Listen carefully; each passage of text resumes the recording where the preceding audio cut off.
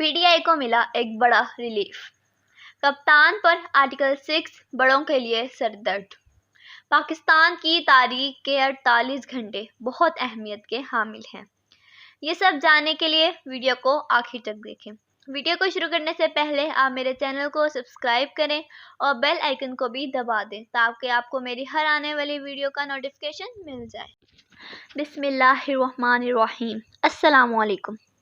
पाकिस्तान की तारीख में आने वाले 48 घंटे बहुत अहम हैं, जो कि ये फैसला करेंगे पाकिस्तान का वज़ीर आज़म कौन होगा और पंजाब का वज़ीर आला कौन होगा।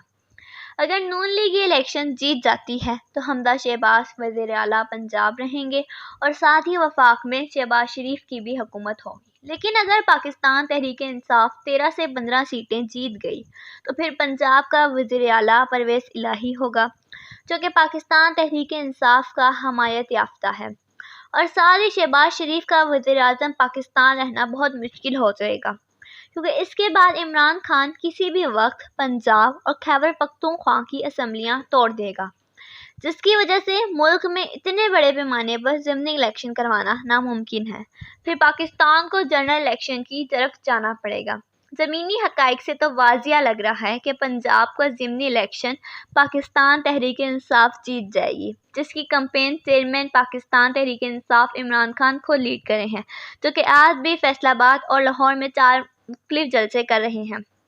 जो सुप्रीम कोर्ट के फैसले पर मिठाइयाँ तकसीम की जा रही हैं, इसका फैसला भी इंतखाबात के बाद होगा।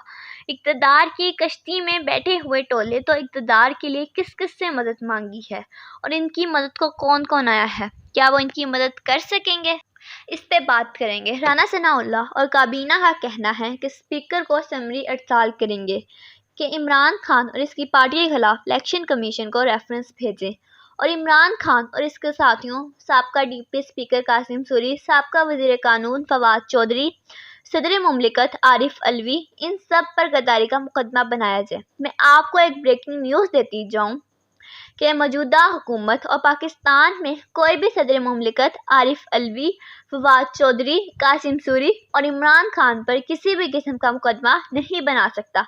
ये मैं आपको कन्फर्म खबर दे रही हूँ। इन पर आर्टिकल 6 नहीं लगेगा। और एक और बड़ी खबर दे दूं कि अगर पाकिस्तान में आर्टिकल 6 का मुकदमा बना तो इसमें PCO के तहत हलफ उठाने वाले जजिस और पाक फौज के साबिक जनरल पर भी आर्टिकल 6 लगाने की कोशिश की जा सकती है। इन पर भी आर्टिकल 6 लगाया जाए। एक खबर ये भी है कि आइंदा 24 घंटे में बहुत ही अहम शख्सियात इमरान खान से मुलाकात करने वाली हैं। आज लाहौर हाई कोर्ट में पाकिस्तान तहरीक इंसाफ की और शेख रशीद की दरखास्तों पर समाअत हुई। शेख रशीद की दरखास्त पर लाहौर हाई कोर्ट ने एंटी करप्शन को 27 जुलाई तक शेख रशीद के खिलाफ कार्रवाई से रोक दिया और एंटी करप्शन को 27 जुलाई को शेख रशीद के खिलाफ सबूतों समेत पेश होने को कहा और एंटी करप्शन का शेख रशीद को भेजा हुआ नोटिस कुल अदम करार दिया। दूसरी समाअत PTI की 2 दरखास्तों पर हुई, जिसमें एक में इलेक्शन कमीशन को खुद भी पेश होने का हुक्म दिया था।